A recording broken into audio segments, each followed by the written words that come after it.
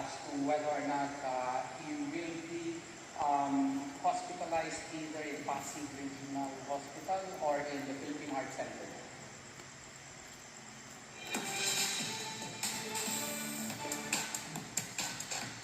Reunited ang mag-BFF na sina Sara Geronimo, Rachel Ango at Eric Santos para ipagdiwang ang 22 years ng kanilang pagkakaibigan. Spotted ang tatlo sa isang intimate dinner kung saan kasama rin ang asawa ni Sara at Rachel na sina Mateo Guduchelli at Martin Spice, pati na ang nakababatang kapatid ni Eric na si Hadia Santos. Sa post ni Eric, nagpasalamat siya na kahit hindi sila palaging nagkikita, nandyan pa rin sila para damayan ang isa't isa.